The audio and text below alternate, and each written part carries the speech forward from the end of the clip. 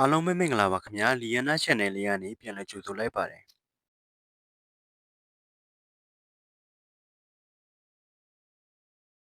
ဒီနေ့တင်ဆက်ပေးမယ့်အကြောင်းအရာလေးကတော့ဆယ်စုနှစ်တစ်ခုအတွင်းမှာအိန္ဒိယနိုင်ငံကိုတိုးတက်ကောင်းမွန်အောင်ပြုပြင်ပြောင်းလဲပေးခဲ့ပြီးတော့အိန္ဒိယပြည်သူတွေတော်တော်များများချစ်ခင်ကြတဲ့ဝင်ကြီးချုပ်နိုင်ဒရာမိုဒီအကြောင်းတင်ဆက်ပေးတော့မှာဖြစ်ပါခင်ဗျာမိုဒီယာအိန္ဒိယနိုင်ငံရေးထဲမှာအကြီးပါဆုံးလူတစ်ယောက်ဖြစ်ပြီးတော့2014ခုနှစ်ကနေစတင်ပြီးယနေ့အထိကိုအိန္ဒိယဝန်ကြီးချုပ်တာဝန်ကိုထမ်းဆောင်နေတာဖြစ်ပါတယ်သူ့ကိုဘာလို့အိန္ဒိယပြည်သူအများစုကချစ်ခင်လေးစားကြတာလဲအကြောင်းရင်းကိုကျွန်တော်ဒီနေ့ပြောပြပါမယ်ခင်ဗျာပထမဦးဆုံးအနေနဲ့တော့မိုဒီရဲ့ဘဝဇာတ်ကြောင်းလေးနဲ့စတင်ပါမယ်ခင်ဗျာမိုဒီကို1950ခုနှစ်စက်တင်ဘာ18ရက်နေ့မှာကူချရာတိုင်းကတိးရွာလေးတစ်ရွာမှာမွေးဖွားခဲ့ပါတယ်ဖခင်ဖြစ်သူဟာဒါမိုဒါရဖာချတ်မိုဒီဖြစ်ပြီးမိခင်ကတော့ဟီရာဘန်မိုဒီပဲဖြစ်ပါတယ်မွေးချင်း3ရက်အနက်မှာတော့သူကအငယ်ဆုံးသားဖြစ်ပါတယ်မိုဒီရဲ့မိသားစုလေးကအရန်ပဲဆင်းရဲပြီးတော့သူဟာနေ့စဉ်နေ့တိုင်းသူ့ဖခင်နဲ့အတူယထာဘုဒ္ဓလေးတစ်ခုမှလက်ဖေးတုံရောင်းရတဲ့တာမန်ကောင်လေးတစ်ယောက်ပါမိုဒီယာကျောင်းသားဘဝတွေကသူများအိမ်မှာအိမ်ယူခွင့်လုပ်ခဲ့ပြီးတော့သူမိဘတွေရဲ့အတွက်တာဝန်ယူခဲ့ပါတယ်မိုဒီယာအထက်တန်းကျောင်းပြီးဆုံးတဲ့အခါမှာတော့ Delhi University မှာ Political Science အထူးပြုခဲ့ပြီးဘွဲ့ရရှိခဲ့ပါတယ်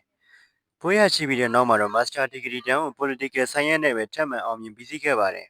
ဒီယထာဘုဒ္ဓလေးမှာလက်ဖေးရောင်းတဲ့တာမန်ကောင်လေးတစ်ယောက်ကအိန္ဒိယနိုင်ငံရဲ့အနာဂတ်ကိုပြောင်းလဲပေးမဲ့ဝင်ကြီးချုပ်ဖြစ်လာမယ်လို့ဘယ်သူမှမထင်မှတ်ထားခဲ့ကြပါဘူးမိုဒီယာနိုင်ငံရေးလောကထဲဘယ်လိုဝင်ရောက်ခဲ့ရလဲမိုဒီယာ1980ခုနှစ်မှာ RSS ဆိုတဲ့အိန္ဒိယအမျိုးသားရေးအဖွဲ့တစ်ခုမှစတင်လှုပ်ရှားခဲ့ပါတယ် RSS ကတော့ Right Wing Hindu Nationalist အဖွဲ့အစည်းတစ်ခုဖြစ်ပြီးတော့ BJP ပါတီရဲ့အရေးပါတဲ့အခမ်းကဏ္ဍတွေကိုထောက်ပံ့ပေးနေတာပါ1990ခုနှစ်အတွင်းဂူဂျာရတ်ပြည်နယ်မှာ BJP ပါတီအတွက်အထောက်အကူတွေပြုလုပ်သူကမ်ပိန်းများစွာတွင်ပါဝင်ခဲ့သူဖြစ်ပြီးနိုင်ငံရေးလမ်းစဉ်ကိုစတင်တင်ယူခဲ့ပါတယ်နောက်ပိုင်းမှာတော့ BJP ပါတီထဲဝင်ခဲ့ပြီးနိုင်ငံရေးအောင်မြင်မှုတွေရရှိလာတာပါ2000ခုနှစ်မှာတော့ဂူဂျာရတ်ပြည်နယ်ရဲ့အမတ်ချုပ်ဖြစ်လာပြီးနိုင်ငံရေးအရေးရှင်ကိုပြသခဲ့ပါတယ်အမတ်ချုပ်ခန့်အပ်လိုက်တဲ့အချိန်အားစပြီးဂူဂျာရတ်မှာစီးပွားရေးတိုးတက်ကောင်းမွန်လာခဲ့ပြီးတော့အဆောက်အဦတွေလည်းတဖြည်းဖြည်းနဲ့တိုးတက်လာပါတော့တယ်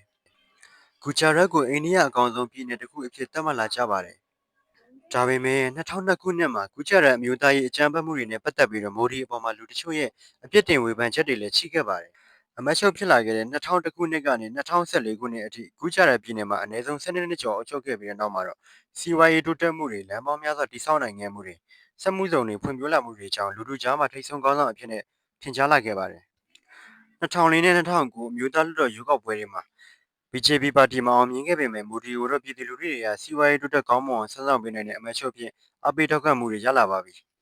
2014ခုနှစ်မှာအဲ့ဒီအချိန်ကအုပ်ချုပ်နေတဲ့ကွန်ဂရက်ပါတီဟာပြည်သူလူထုအပေါ်မှာအလောက်ကိုင်းအခွင့်အလမ်းမဖန်တီးပေးနိုင်မှုတွေငွေကြေးမတည်ငြိမ်မှုတွေနဲ့ငြင်းချမ်းရေးကိုမထိန်းသိမ်းနိုင်တဲ့အကြောင်းအိန္ဒိယပြည်သူလူထုကအလွန်မကြည်မနှက်ဖြစ်ခဲ့ရပါတယ်။ဒါကြောင့်လည်း BJP ပါတီအတွက်အခွင့်အလမ်းကောင်းတစ်ခုဖြစ်လာခဲ့တာပါ။ BJP ပါတီဟာ2013စက်တင်ဘာမှာပဲမိုဒီကိုအမျိုးသားအဆင့်ဝန်ကြီးချုပ်လောင်းအဖြစ်တိတိကျကျစီးရင်သွင်းခဲ့ပြီးတော့လူတွေရဲ့စိတ်ဝင်စားမှုအများအပြားရယူနိုင်ခဲ့ပါတယ်။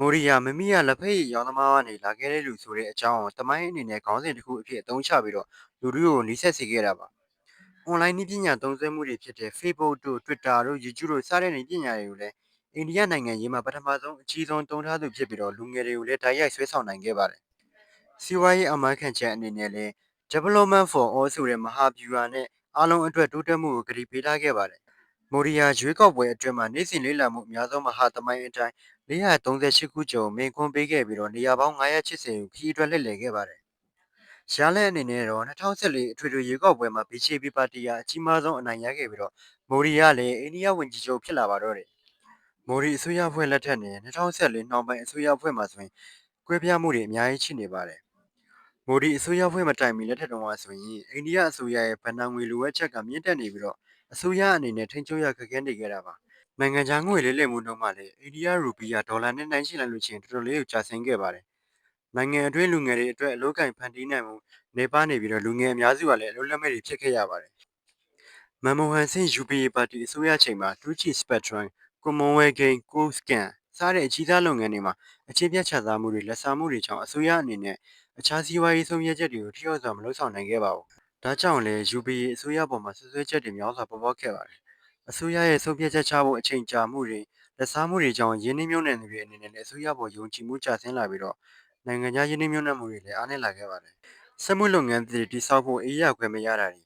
လိုအပ်တဲ့ဥပဒေတွေနောက်ကျနေခဲ့တဲ့အကြောင်းစီးပွားရေးအင်အားကျဆင်းခဲ့ရပါတယ်။လန်ဒရာတွေမတိစောက်ပေးမှုတွေအခြေခံအဆောက်အအုံတိုးတက်မှုတွေအားနည်းတာတွေကြောင့်စီးပွားရေးမပြေလည်တာအတိအကျထင်ရှားခဲ့ပါတယ် တစ်ဖက်မှာလည်းငွေကြေးမတည်ငြိမ်မှုတွေကြောင့်အခြေခံစားသောက်ကုန်တွေကအစားကုန်စည်နှုန်းတွေမြင့်တက်နေပြီးတော့ပြည်သူလူထုဟာလည်းအချိန်အတော်ကြာအပြင်းထန်အခက်အခဲဖြစ်စေခဲ့တာပါကျေးလက်ဒေသတွေမှာလူဦးရေ10တန်းလောက်ကအိမ်သာမရှိတာကြောင့်ကျန်းမာရေးပြဿနာတွေတွေ့ကြုံခဲ့ရပါတယ်လျှက်စစ်တာမလုံလောက်မှုကြောင့်မျိုးသမီးများစုကတစ်သားနဲ့ခရမ်းတွေတုံးပြီးတော့မိတို့ကြောင့်ချက်ပြုတ်ရည်ကိုအသုံးပြုခဲ့ကြပါတယ်အိန္ဒိယမှာလူကြီး90ရာခိုင်နှုန်းလောက်ကစိုက်ပျိုးရေးပေါ်မှာမူတည်နေကြပါတယ်။ UPA အစိုးရလက်ထက်မှာလက်သမားတွေဟာလေယာလုပ်ငန်းများစုကိုတဘာဝမူရည်ပေါ်မှာပဲအကူအီလုပ်ကင်နေကြရတာပါ။မိုးရေမရောက်ဘူးဆိုရင်သူတို့လေယာအထွက်နှုန်းကလည်းမအောင်မြင်ခဲ့ပါဘူး။လေယာထွက်ကုန်တွေတန်မိုးမရတာကြောင့်တိုက်ရိုက်ရောင်းချခဲ့ရပြီးတော့တန်မိုးမတက်ဖြစ်ခဲ့ရပါတယ်။လေသမားများစုမှာဗမာအလွယ်တကူချင်းငွေမရနိုင်တာအကြောင်းပဲ။အပြင်မှာအတိုးနှုန်းမြင့်တဲ့ချင်းငွေကိုလိုအပ်တယ်လို့ယူကြရတာကြောင့်ဆင်းရဲမုန်းချက်မှုအဆက်မပြတ်ဖြစ်ခဲ့တာပါ။တချို့ဆိုရင်ကိုယ့်ကိုတက်တည်တဲ့အထိတွေပဲဖြစ်ခဲ့ပါတယ်။နိုင်ငံတကာဆက်ဆံရေးကိုကြည့်မယ်ဆိုရင်လည်း UPA အစိုးရလက်ထက်မှာအိန္ဒိယရဲ့နိုင်ငံတကာအလေးပေးမှုဟာနေပြီးတော့အမေရိကန်အာရှပစိဖိတ်ဆိုင်ရာအခမ်းကဏ္ဍတွေမှာအတန်အာဏာမပြည့်မဲ့နဲ့အရာရောက်မှုနေပါခဲ့ပါတယ်။အဲ့ဒီချိန်ကအိန္ဒိယကို potential giant but underperforming လို့တချို့နိုင်ငံရေးလေးလာသုံးသပ်သူတွေကဆိုထားခဲ့ပါတယ်။ပြောချင်တဲ့အဓိပ္ပာယ်ကတော့နိုင်ငံအိန္ဒိယကျယ်ဝန်းပြီးတဘာဝအရင်းမြစ်လူသားအရင်းမြစ်တွေပုံများပေမဲ့ဖွံ့ဖြိုးတိုးတက်မှုနှုန်းကတော့ဂျော်နေနေရလို့ဆိုလိုတာပါ။မိုဒီအစိုးရမတိုင်မီအိန္ဒိယမှာစီးပွားရေးကျဆင်းမှုတွေငွေကြေးမတည်ငြိမ်မှုတွေနဲ့လူငယ်တွေအတွက်အလုပ်အကင်ဖန်တီးမှုနေပါတာတွေလူမှုရေးအဆင့်တန်းနောက်ကျမှုတွေနဲ့အစိုးရရဲ့ကျူးပန်းအားထုတ်မှုတွေကလည်းနေပြီးနိုင်ငံတကာမှာလည်းအဆင့်နှင်းခဲ့ရပါတယ်။မိုဒီအစိုးရတက်လာပြီးတဲ့နောက်မှာတော့ဝန်ကြီးချုပ်မိုဒီဦးဆောင်တဲ့အစိုးရဖွဲ့ဟာလူမှုအခြေခံလိုအပ်ချက်တွေကိုဖြည့်ဆည်းပေးခဲ့ပါတယ်။ Digital India Made in India ဆိုတဲ့မူဝါဒရဲ့အတိုင်းတကယ်လဲကြိုးစားအားထုတ်ခဲ့တာပါ။ကျေးလန်းတဲ့မြို့ကြီးတွေမှာအိမ်သာတစ်တွေတန်းနဲ့ရှိပြီးဆောက်လုပ်ပေးခဲ့ပြီးတော့ Open Defecation ကိုလည်းချောချနိုင်ခဲ့ပါတယ်။ကျေးလန်းတဲ့အမျိုးသမီးတွေအတွက်လည်းတန်ငွေ့မီးဖိုတွေအလုံးစုံထောက်ပံ့ပေးခဲ့ပြီးတော့တစ်သားခရမ်းချင်းမီသုံးချင်းကိုလည်းနေပါသွားစေပြီးတော့ကျမကြီးလည်းကောင်းမွန်လာပါတော့တယ်။ဘဏ်အကောင့်မရှိသေးတဲ့လူကြီးတန်း40ကျော်စနစ်တကျနဲ့ဘဏ်အကောင့်တွေဖွင့်ထားပေးခဲ့ပြီးတော့ငွေဝင်ထွက်ကိုလည်းလွယ်ကူစေခဲ့တာပါ။ငွေပေးချေမှုစနစ်တွေ UPI online payment တိုးတက်လာပြီးတော့တည်ယူပို့ဆောင်မှုနဲ့အလုပ်အကင်အသစ်တွေပေါ်ထွက်လာပါတော့တယ်။စက်မှုထုတ်လုပ်မှုကိုမြင့်တင်ပေးခဲ့ပြီးတော့အလုပ်အကင်ဖန်တီးပေးဖို့ရည်ရွယ်ထားတဲ့ program တွေကိုလည်းအကောင့်ထဲပေါ်ခဲ့ပါတယ်။ဒါအပြင်မိသားစု10တန်းကျော်အတွက်အခမဲ့စီးကူးတောက်ခွင့်ပေးခဲ့တာပါ။ကမ္ဘာပေါ်မှာအကြီးမားဆုံး COVID-19 ကာကွယ်ဆေးထိုးရေးအစီအစဉ်ကိုလည်းအိန္ဒိယဆောင်ရွက်ခဲ့တာဖြစ်ပြီးတော့တန်းနဲ့ချီတဲ့လူသားတွေကိုအခမဲ့ဆေးထိုးနိုင်ခဲ့ပါတယ်။ကျွန်တော်တို့မြန်မာနိုင်ငံပြည်သူတွေရောမှအိန္ဒိယထုတ်တဲ့ COVID-19 ကာကွယ်ဆေးကိုထိုးခဲ့ရပါသေးတယ်။မိုဒီအစိုးရလက်ထက်မှာ highway လမ်းများရထားလမ်းများတိုးချဲ့ပြီးတော့နေမြေချင်းချိတ်ဆက်မှုမှာလည်းမြင့်တက်လာခဲ့ပါတယ်။ကျေးလက်ဒေသတွေမှာလည်းအိမ်တိုင်းမီရောက်စေဖို့လှုံ့ဆော်ပေးခဲ့ပါတယ်။နိုင်ငံတကာဆက်ဆံရေးကိုကြည့်မယ်ဆိုရင်လည်းဝန်ကြီးချုပ်မိုဒီဦးဆောင်တဲ့အိန္ဒိယအစိုးရဖွဲ့ဟာဗတ်မလိုက်ပေမဲ့လည်းဂျာနီဝါဒကိုကျင့်သုံးပြီးတော့လက်ရှိချိန်ထိနိုင်ငံအကျိုးစီးပွားအရာလိုအပ်တယ်လို့ပေါင်းတင်နိုင်တဲ့မူဝါဒကိုစုပ်ကိုင်ထားတာဖြစ်ပါတယ်။အမေရိကန်ဥရောပနိုင်ငံတွေလိုအနောက်နိုင်ငံတွေနဲ့အနီးကပ်ဆက်ဆံရေးရှိခဲ့တယ်လို့ရုရှားတရုတ်တို့လိုအာချောအုပ်စုတွေနဲ့လည်းကောင်းမွန်တဲ့ဆက်ဆံရေးတွေထားရှိခဲ့ပါတယ်။အမေရိကန်ဂျပန်ဩစတြေးလျနဲ့ကွေ့အဖွဲ့မှာပါဝင်ထားပြီးတော့အင်ဒိုပစိဖိတ်ဒေသကာကွယ်ရေးရဲ့အခမဲ့ရေကြောင်းကုန်သွယ်မှုတွေကိုအလေးထားခဲ့ပါတယ်။အမေရိကန်နိုင်ငံနဲ့တော့စီးရေးပူးပေါင်းဆောင်ရွက်မှုတွေစီးပွားရေးနဲ့နည်းပညာပူးပေါင်းဆောင်ရွက်မှုတွေအများပြားရှိခဲ့ပါတယ်။တစ်ဖက်မှာလည်းရုရှားထံကနေပြီးတော့စစ်လက်နက်နဲ့လောင်စာဆီအများပြားဝယ်ယူနေတဲ့နိုင်ငံဖြစ်ပါတယ်။ယူကရိန်းနဲ့စစ်ပွဲအတွင်းမှာအနောက်နိုင်ငံတွေကအိန္ဒိယကိုရုရှားစီကနေရေနံဝယ်ယူတာမလုပ်ဖို့ပိတ်ပင်တာတွေအခွန်အတိုးနှုန်းမြင့်တင်တာတွေလုပ်နေပေမဲ့ယခုအထိဝယ်ယူနေသေးဖြစ်ပါတယ်။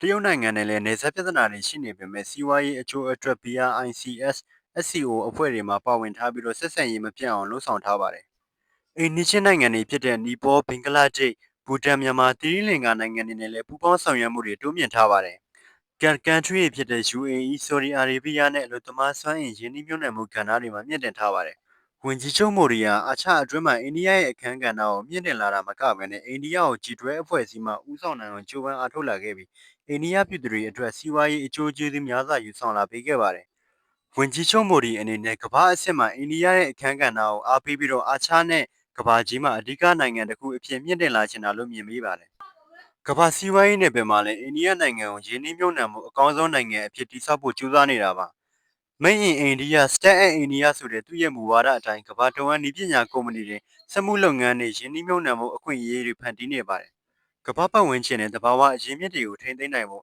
International Solar Alliance Renewable Energy Project နဲ့ပတ်ဝန်းကျင်ထိန်းသိမ်းရေးနယ်ပယ်တွေမှာအရေးပါတဲ့အခမ်းကဏ္ဍတွေကနေဆောင်ရွက်နေတာဖြစ်ပါတယ်။ဝန်ကြီးချုပ်မိုဒီယာအိန္ဒိယနိုင်ငံကို Clean India Swachh Bharat ဆိုတဲ့ Global Health and Sanitation Standard မြင့်တင်ထားခဲ့ပြီးတော့ ကမ္ဘာမဟာဗျူဟာနဲ့ကိုက်ညီအောင်စွမ်းဆောင်နိုင်ခဲ့ပါတယ်။ Overseas Indian Community နဲ့ဆက်ဆံမှုကိုအားပေးပြီးတော့ကမ္ဘာအလယ်မှာအိန္ဒိယရဲ့ soft power ကိုတိုးတက်လာစေခဲ့ပါတယ်။ COVID-19 ကာလမှာလည်းကမ္ဘာအဆင့်အတန်းမြင့်ကိုဗစ်ကာကွယ်ဆေးကိုထုတ်လွှတ်နိုင်ခဲ့ပြီးတော့တခြားနိုင်ငံတွေကိုပါထောက်ပံ့မှုတွေပြုလုပ်နိုင်ခဲ့ပါတယ်။ဝန်ကြီးချုပ်မိုဒီကအိန္ဒိယကို Emerging Global Leader အနေနဲ့ဖော်ပြနိုင်ခဲ့ပြီးတော့ကမ္ဘာစီးပွားရေးနိုင်ငံရေးတဘာပေါင်းပိုင်ရင်ချင်းနဲ့လူမှုဆက်ဆံရေးနယ်ပယ်တွေမှာအကျိုးကျေးဇူးတွေရှိလာစေခဲ့ပါတယ်။ရှင်ကျေးမှုနည်းပညာစေဝါ Space Program နဲ့စစ်အင်အားကြီးထွားမှုတွေစသဖြင့်အပတ်ပတ်မှာတိုးတက်မှုတွေရှိစေခဲ့ပြီးတော့ကမ္ဘာအခမ်းကဏ္ဍမှာအိန္ဒိယကိုအထင်ကြီးစေခဲ့ပါတယ်။ဒီအချက်တွေကတော့အိန္ဒိယဝန်ကြီးချုပ်မိုဒီရဲ့နိုင်ငံအတွက်ပြုပြင်ပြောင်းလဲမှုတွေစူးစမ်းအားထုတ်မှုတွေအမျှော်အမြင်ကြီးမှုတွေနဲ့ပတ်သက်ပြီးတော့တင်ဆက်ပေးထားတာပဲဖြစ်ပါတယ်။လက်ဖက်ရည်ရောင်းသမားဘဝကနေယနေ့ခေတ်ကမ္ဘာမှာလေးစားခွင့်ယူရတဲ့ဝန်ကြီးချုပ်ဖြစ်လာတဲ့အထိသူ့ရဲ့စူးစမ်းအားထုတ်မှုတွေကိုတော့မလေးစားဘဲနေလို့မရပါဘူး။ဒီနေ့ဗီဒီယိုလေးကတော့ဒီလောက်ပါပဲခင်ဗျာအားလုံးကိုကျေးဇူးတင်ပါတယ်။